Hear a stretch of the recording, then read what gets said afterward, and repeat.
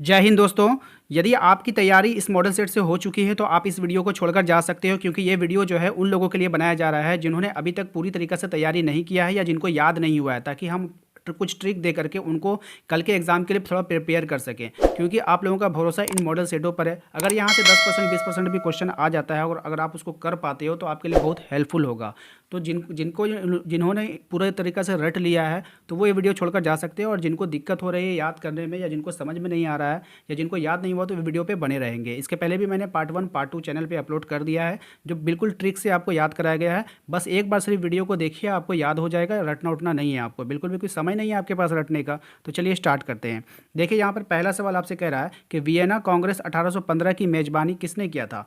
तो वियना कांग्रेस 1815 की जो मेजबानी किया था, इसको किया था ड्यूट मेटरनिख ने। किसने किया था? मेटरनिख होगा, यहाँ पे मेटरजिख लिख दिया है, मेटरनिख हो जाता है। ठीक है, मेटरनिख। ठीक है, याद रखिएगा, मेटरनिख हो जाएगा। अब यहाँ पे देखो ट्रिक से कैसे याद करेंगे। मान लो कि कांग्रेस कांग्रेस के बारे में आप लोग जानते हो कि कांग्रेस किसको कहते हैं। कांग्रेस एक पार्टी है। तो वो कह रही है ना कि हम मेजबानी करेंगे उसका, किसका? ठीक है ना, तो वियना का हम मेजबानी करेंगे। तो आप क्या कह रहे हो? तो ठीक है, जाओ कर लो, कोई मैटर वाली बात नहीं, कर लो, कोई मैटर बात नहीं है, कर लो। ठीक है, कोनो मैटर की बात नहीं है ना, यहाँ पे क्या हुआ? Duke matter. ठीक है, तो कोनो मैटर की बात नहीं है, आप कर लो। ठीक है, तो मैटर्स हो जाएगा, मैटर नहीं, याद रखिएगा, कल के एग्जाम के लिए इंपॉर्टेंट रहेगा। उसके बाद है जलियांवाला बाग हत्याकांड कब हुई थी। तो जलियांवाला बाग हत्याकांड हुआ था 13 अप्रैल 1919 को। ऑप्शन नंबर बी इसका करेक्ट आंसर हो जाएगा। ठीक है, 13 अप्रैल 1919 को हुआ था। ठीक है ना। तो यहाँ पर देखो, यहाँ पर सभी में आपको 1919 1919 1919 1919 दिख रहा है। कन्फ्यूज़ कहाँ पे हो गए आप? डेट में कन्फ्यूज हो जाओगे। 10 अप्रैल, 13 अप्रैल, 9 अप्रैल, 6 अप्रैल। तो मैं आपको बता दूं, आप यहाँ पे याद करना कि आपने हत्याकांड किया। ठीक है, आपने हत्याकांड किया, जलियांवाला बाग हत्याकांड किया। तो यहाँ पर जो आपने हत्याकांड किया, तो मैं आपको छोड़ूंगा नहीं, आपकी अब तेरा अपील करूंगा। तूने हत्या किया है तो तेरा क्या करूंगा? अपील करूंगा। तेरा तेरा अपील करूंगा। कहाँ अपील करूंगा? कोर्ट में अपील करूंगा। क्या करूंगा? तो कोर्ट में तेरा अपील करूंगा। तेरा अपील। ठीक है, तेरा अपील से 13 अप्रैल याद आ जाएगा। आप लोग बी नंबर आंसर कर लीजिएगा। एंड आपको याद रखना है कि इसका हत्याकांड का आदेश किसने दिया था? तो जनरल डायर ने दिया था। ये मोस्ट इंपॉर्टेंट है, याद रखना है। पूना पैक्ट किन के बीच हुआ था? तो पूना पैक्ट हुआ था आपका गांधी और अंबेडकर के बीच हुआ था। किसके बीच हुआ था? गांधी और अंबेडकर के बीच हुआ था, याद रखिएगा। तो चलिए इसको ट्रिक से याद करते हैं। देखिए, पूना पैक्ट, तो मान लो ना कि गांधी जी जो है कि समझौता हुआ, पैक्ट हुआ, क्या समझौता हुआ अंबेडकर के बीच। क्यों? क्योंकि दोनों जो है ना ब्रांड एम्बेसडर बनना चाहते थे। कोई भी चीज़, कंपनी होता है, कोई भी चीज़ आता है, कोई भी देश होता है, तो ब्रांड एम्बेसडर बनता है। जैसे देखिए, मोदी जी किसी का ब्रांड एम्बेसडर है, शाहरुख खान कहीं का ब्रांड एम्बेसडर है, जैसे कि आपका दुबई का है। तो इस तरह से जो है हर कोई कहीं ना कहीं का ब्रांड एम्बेसडर होता है। तो ये दोनों जो ना फाइट करने लगे कि हम बनेंगे इंडिया का ब्रांड एम्बेसडर, ये कह रहा था कि हम बनेंगे इंडिया का ब्रांड एम्बेसडर। तो इन दोनों में जो ब्रांड एम्बेसडर को लेकर के क्या हुआ? झगड़ा हो गया। तो इसीलिए हुआ पूना पैक्ट। ठीक है, समझ में आ गया। तो गांधी जी क्या कर रहे थे? गांधी जी अंबेडकर के बीच हुआ था। ठीक है, अम्बेसडर से याद रहेगा आपको। ठीक है ना। नेक्स्ट देखो क्या हो जाएगा। अफ्रीका में रिंडरपेस्ट नामक बीमारी कब फैली थी? तो अफ्रीका में रिंडरपेस्ट नामक बीमारी फैली थी 1890 के दशक में। कब फैली थी? 1890 के दशक में। अब देखो यहाँ पर ना, यहाँ पर है आपका पेस्ट इस्तेमाल किया गया है। क्या इस्तेमाल किया गया? पेस्ट। और यहाँ पे आपका अफ्रीका, अफ्रीका से हो जाएगा फीका। तो आप कह रहे हो ना, आपका जो पेस्ट है ना, जिस पेस्ट से आप ब्रश करते हो, तो वो पेस्ट आपका क्या है? फीका है। तो आपको कोई सजेस्ट करेगा उसमें क्या मिला लो? नमक मिला लो। बोलता है ना नमक वाला पेस्ट, उसमें नमक मिला लो। नमक से नमक, नमक नम नम ले लीजिएगा, नम से 90 याद रखिएगा। आपका एंड में आपका 90 आना चाहिए। ठीक है, याद रख। क्वेश्चन नंबर 5 में कह रहा है, यूरोप में कागज़ बनाने का पहला कारखाना कहाँ खोला गया था? तो यूरोप में कागज़ बनाने का पहला कारखाना जो खोला गया वो इंग्लैंड में खोला गया था। ठीक है। अब जैसे ये कागज़ होगा जो भी बनता है, तो आप लोगों को पता है ये पेड़ पौधों से बनता है। आप देखो यहाँ पे जो होता है, ये यहाँ पे यूरोप लिखा है। ठीक है, क्या लिखा है? यूरोप लिखा है। क्या लिखा है? यूरोप। तो रोप से होता है रोपना। रोप से क्या होता है? रोपना। किसी भी चीज़ को आप क्या करते हो? रोपते हो। रोपते हो मतलब वो जैसे फसल रोपते हैं हम लोग, तो रोपते हैं कहाँ पे? ज़मीन पे ना रोपते हैं, ऐसे थोड़ी आसमान में रोप देंगे। तो ज़मीन को क्या बोलते हैं? अंग्रेजी में लैंड बोलते हैं। तो यहाँ पे देखो इंग्लैंड हो जाएगा। ठीक है, समझ में आ गया। नेक्स्ट सवाल पे चलते हैं। वृहत उत्पादन की नीति किसने अपनाई थी? तो वृहत उत्पादन की जो नीति को अपनाया था, वो अपनाया था हेनरी फोर्ड ने। किसने अपनाया था? हेनरी फोर्ड ने अपनाया था। ऑप्शन नंबर हो जाएगा आपका सी हो जाएगा। ठीक है, हेनरी फोर्ड ने वृहत उत्पादन की नीति को अपनाया था।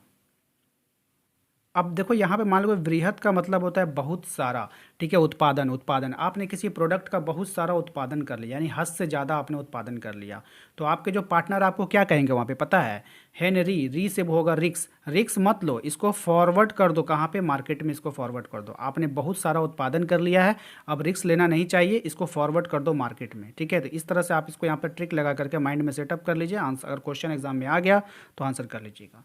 क्वेश्चन नंबर 7 में कह रहा है सोडमिया पिडमाउंट का शासक कौन था। तो सोडमिया पिडमाउंट का जो शासक था वो था विक्टर एमेन्युअल। कौन था? विक्टर एमेन्युअल। ऑप्शन नंबर आपका यहाँ पे होने वाला है ऑप्शन नंबर सी हो जाएगा, ठीक है, विक्टर एमेन्युअल। अब देखो यहाँ पर है पिड माउंट। माउंट से आपको यहाँ पे जब भी माउंट का नाम आता है तो आपको माउंट एवरेस्ट जरूर याद आएगा। क्या याद आ जाएगा? Mount Everest. तो भैया माउंट एवरेस्ट पे आप तो ऐसे जाओगे नहीं, क्योंकि आप पहाड़ी मतलब पहाड़ चढ़ने पर्वतरोही तो हो नहीं। तो आप क्या बोलोगे ना, आपका मित्र अगर आपसे कहेगा चलो माउंट एवरेस्ट घूम कर आते हैं, तो आप वहाँ पर क्या बोलोगे? नहीं भैया व्हीकल ले आओ। व्हीकल, व्हीकल, व्हीकल का मतलब होता है भाई गाड़ी, गाड़ी पे जाओगे, ऐसे पैदल नहीं जाओगे, व्हीकल ले आओ। व्हीकल से आपको विक्टर याद आ जाएगा, ठीक है। आंसर कर लीजिएगा इसका। नेक्स्ट देखिए क्या है, क्वेश्चन नंबर 8 में कह रहा है वियना कांग्रेस के पश्चात फ्रांस ने पुनः किस वंश का स्थापित कर लिया था। सही जवाब हो जाएगा आपका बुर्बो वंश। क्या हो जाएगा? बुर्बो वंश किया था, ठीक है। अब यहाँ पे देखो इससे आप क्या समझते हो कि वियना कांग्रेस के पश्चात फ्रांस में पुनः किस वंश का, जब किसी का पुनः स्थापना होता है इसका मतलब है कि पहले वाला हार गया। तो कौन हार गया? फ्रांस में कांग्रेस हार गया। तो हमारे यहाँ भी कांग्रेस है, हाँ, तो हम उसको कहेंगे बड़ा बेवकूफ़ था, ठीक है, बड़ा बेवकूफ़ था जो हार गया, और लास्ट में किसका हो गया? बुर्बो वंश का शासन आ गया। तो बेवकूफ़ से हो जाएगा बुर्बो, ठीक है, याद रखिएगा, बड़ा बेवकूफ़ था वो, ठीक है। नेक्स्ट देखिए क्या है, यूनान को एक स्वतंत्र राष्ट्र घोषित किया गया था, कब आपको बताना है। तो यूनान को एक स्वतंत्र राष्ट्र 1832 में घोषित कर दिया गया था। कब कर दिया गया था? 1832 में यूनान को एक स्वतंत्र राष्ट्र घोषित कर दिया गया था। अब देखिए यहाँ पे है यूनान। क्या है? यूनान। देखो नान का मतलब होता है एक तरह का ये होता है ब्रेड होता है। क्या होता है? ब्रेड होता है, जिसको नान कहा जाता है, ठीक है, याद रखना। नान का मतलब होता है एक तरह का ब्रेड होता है जिसको नान बोलते हैं। तो नान जो इंसान खाएगा, आप खाओगे तो कैसे खाओगे? दांतों से खाओगे। और दांतों की संख्या कितनी होती है? 32। अपने 32 दांतों से खाओगे, प्यारे प्यारे दांतों से, ठीक है। तो 1832, ठीक है, याद रखिएगा। ब्रिटिश भारत ने गिरगिटिया श्रमिकों की व्यवस्था किस वर्ष समाप्त कर दिया था। तो ब्रिटिश भारत ने जो समाप्त किया था 1921 में किया था। कब किया था? गिरमिटिया श्रमिकों की व्यवस्था किस वर्ष समाप्त कर दी थी। देखिए गिरमिटिया से आप ना ये जो नाम देख रहे हो, ये गिरमिटिया से आपको गिरगिट याद आता होगा, और गिरगिट के पीछे एक कहानी है कि ये जो ना अपना रंग बड़ा तेज़ी से बदलता है। तो भारत ने ब्रिटिश के जितने भी लोग थे, ठीक है, वो क्या करते थे? गिरगिट की तरह रंग बदलते थे, और हम लोग उसको समझ नहीं पाते थे। कभी हमारे सामने दोस्ती का हाथ बढ़ाते थे, कभी फिर पीठ पीछे खंजर भोंक दिया करते थे। तो भारत ने किया क्या? इसका समापन कर दिया। इसको क्या कर दिया? समाप्त कर दिया। तो अपने भारत के लिए क्या होती है? 21 तोपों की सलामी बनती है ना। हमारे भारत ने क्या किया? अंग्रेजों की जो गिरमिटिया, जो इसको गिरगिट वाली चाल थी, उसको समझा और उसको क्या किया? समाप्त कर दिया। तो इस खुशी में 21 तोपों की सलामी तो बनती है। तो आप लोगों को पता है कि जब कभी भी कुछ अच्छा काम होता है देश के राष्ट्र के प्रति, तो 21 तोपों की सलामी दी जाती है। यानी 21 तोप, यानी इसका मतलब 21 बार फायरिंग किया जाता है, ठीक है, याद रखिएगा। नेक्स्ट है हमारा पंजाब की भूमि का निम्नीकरण के प्रमुख कारण क्या था। तो पंजाब भूमि का निम्नीकरण का प्रमुख कारण था अति सिंचाई। क्या हो जाएगा? अति सिंचाई। अति सिंचाई का मतलब होता है कि वहाँ पानी के ज़्यादातर सिंचाई में इस्तेमाल होता है, ठीक है, इसीलिए वहाँ पे जो है पंजाब में भूमि निम्नीकरण का कारण बन चुका था, ठीक है। चलो भाई नेक्स्ट देखिए क्या है, राष्ट्रीय वन नीति के अंतर्गत कितना प्रतिशत भौगोलिक वन क्षेत्र वंचित है। तो कितना प्रतिशत भौगोलिक वन क्षेत्र वंचित है आपको बताना है। सही जवाब हो जाएगा इसका ऑप्शन नंबर सी, 33%, ठीक है। तो राष्ट्रीय वन नीति के अंतर्गत राष्ट्र में एक वन नीति बनाया गया, जिसके अंतर्गत भौगोलिक वन क्षेत्र को आरक्षित कर दिया गया है ना, वंचित किया गया कितना? 33% को, ठीक है। अब देखो मान के चलो यहाँ पे एक कहानी सुनाते हैं आपको। कहानी आपको याद रहेगा कि आप ना एक मान लो एरिया में गए लकड़ी काटने के लिए, जंगल गए। तो जंगल में गए तो भारत सरकार ने आपसे कहा, भारत सरकार ने कहा कि देखो बाबू, ये यहाँ से तुम ये सब तेरा नहीं है, ठीक है, यहाँ पे जितना है तेरा वर्ड इस्तेमाल करेंगे यहाँ पे, ठीक है, तेरा यहाँ पे कुछ भी नहीं है। यहाँ पर 33% हिस्सा जो है वो भारत सरकार का है। बाकी जगह से तुम काट सकते हो, इस 33% हिस्सा में तुमको लकड़ियाँ नहीं काटनी है, वन को नहीं काटना है। बाकी 33% जो हिस्सा होगा वो भारत सरकार का होगा। तो 13 से 33 याद रखिएगा, ठीक है। तो भारत ने आपको मना किया कि 13 33% छोड़ करके बाकी सब 13 है, ठीक है, 33%। नेक्स्ट हो जाएगा, कौन सी संस्था पौधों और प्राणियों को विभिन्न श्रेणियों में बांटती है? तो कौन ऐसा संस्था है जो पौधों और प्राणियों को विभिन्न श्रेणी में बांटती है? तो IUCN हो जाएगा, ठीक है। क्या हो जाएगा? IUCN, ठीक है। यहाँ पर ध्यान देना ना, ये जो आई है, यू है, सी है, एन है, यहाँ सभी पौधों का नाम है। देखो, इमली का पौधा है ना, इमली का पौधा हो गया। यू से क्या आप याद सकते हो, ठीक है, तो यू से आप यू से आप कोई भी एक फसल का नाम जैसे बताओ।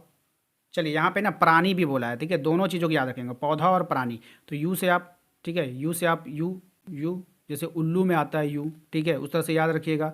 सी से कोकोनट, ये भी पौधा हो गया। एन से नीम, ये भी पौधा हो गया। तो इस तरह से देखोगे कुछ ना कुछ आपको डायरेक्शन यहाँ से मिलेगा, ठीक है, उतना रटने की आवश्यकता नहीं है।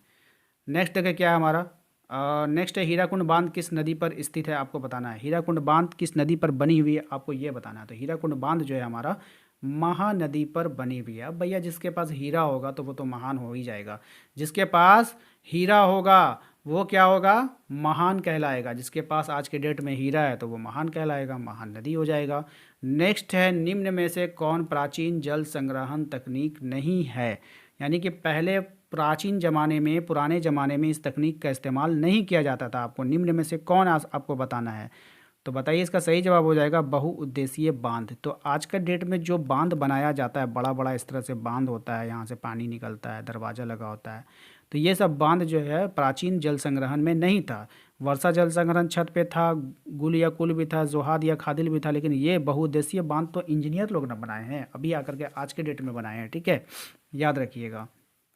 तो प्राचीन लोगों के पास बहुउद्देशीय योजना नहीं था, ठीक है, बहुत सारा योजना उसके पास नहीं था, सीमित योजना था। पुराने लोग थे तो सीमित योजना रहेगा, बहुत सारा कहाँ से आएगा।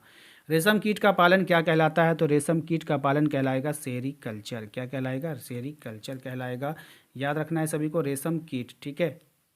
तो देखो, रेशम से रेशमी कपड़ा आपको याद आएगा, तो रेशम से रेशमी कपड़ा। आप इमेजिन करो आपको पसंद क्या है, रेशम के कपड़े पहनना पसंद है, रेशम का शर्ट पहनना पसंद, तो आप शर्ट पहनते हो, ठीक है, आप शर्ट पहनते हो तो आपको रेशम का शर्ट याद आ जाएगा, रेशम से हो जाएगा सेरी, शर्ट से हो जाएगा सेरी कल्चर हो जाएगा, ठीक है, याद रखिएगा। अगला सवाल है हमारा, वह प्राकृतिक समरूप तक जिनकी एक निश्चित आंतरिक संरचना है क्या कहलाती है? बताना है। सही जवाब हो जाएगा इसका खनिज।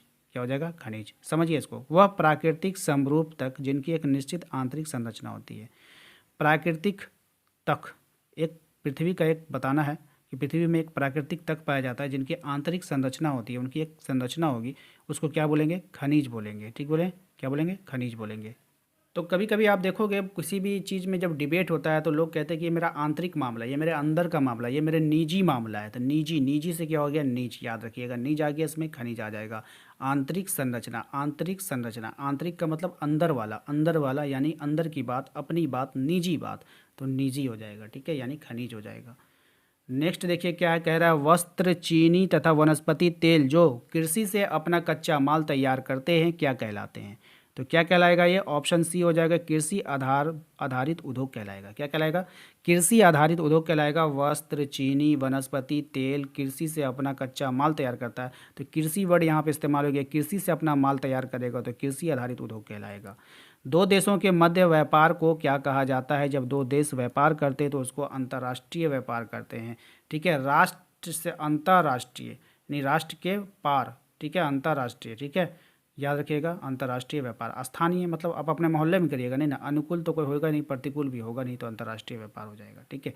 तो कभी कभी जब होता क्या है ना कि कभी कभी जब आपको ऑप्शन समझ में ना आए तो आप ऑप्शन को जो है छांटो, जैसे प्रतिकूल कोई मतलब नहीं, अनुकूल कोई मतलब नहीं, स्थानीय तो होगा नहीं, तो बचा कौन? ये, तो ये आंसर हो जाएगा। तो इस तरह से कभी कभी उल्टा चलना पड़ेगा। जिस सवाल का आप आंसर ना जानो, देखो मेरी बात को ध्यान से समझो, जिस सवाल का आप आंसर नहीं जानोगे ना, उस सवाल को आपको ऑप्शन से छांटना है बाबू, ठीक है, जो बच जाएगा वही आपका आंसर हो जाएगा। तो यहाँ पर आपका जो 99% चांसेस हो जाता है कि आंसर आपका सही होगा। नेक्स्ट है, भारत का सबसे प्राचीन कृत्रिम बंदरगाह क्या है? तो भारत का सबसे प्राचीन कृत्रिम बंदरगाह बताइए क्या है? मुंबई होगा, चेन्नई होगा। कृत्रिम का मतलब होता है जिसको प्रकृति ने बनाया, कृत्रिम का मतलब होता है, एक होता है प्राकृतिक, एक होता है कृत्रिम। कृत्रिम का मतलब होता है कि जिसको हम लोगों ने बनाते हैं, हम लोग क्या करते हैं? बनाते हैं। देखिए यहाँ पर आपसे कह रहा है कि भारत का सबसे प्राचीन कृत्रिम बंदरगाह कौन हो जाएगा, तो कृत्रिम से ये जो हो जाएगा, इसका सही जवाब हो जाएगा आपका चेन्नई पत्तन हो जाएगा। ये मुंबई है ना, ये मानव निर्मित है। क्या है? मानव निर्मित बंदरगाह है, ठीक है, कृत्रिम नहीं हो जाएगा। लेकिन प्राचीन की अगर बात करेगा तो सबसे पुराना में चीन से चेन्नई। देखिए यहाँ पे प्राचीन में क्या आ रहा है, ध्यान रखिए, प्राचीन, इसमें देखिए लास्ट में चीन है, चीन से चेन्नई, चीन से चेन्नई, ठीक है, टैली कर लीजिएगा, मिला लीजिएगा। तो उम्मीद करते हैं कि आप लोगों को ये वीडियो पसंद आया होगा। वीडियो पसंद आया तो एक लाइक कर दीजिए, चैनल पे यदि पहली बार आए तो सब्सक्राइब कर लीजिए, डिस्क्रिप्शन में जाइए, वहाँ पर आपको लिंक मिल जाएगा सभी कुछ का, ऑल मॉडल सेट का and WhatsApp group and Telegram group का, सभी को ज्वाइन कर लीजिएगा। मिलते हैं अगले वीडियो में। थैंक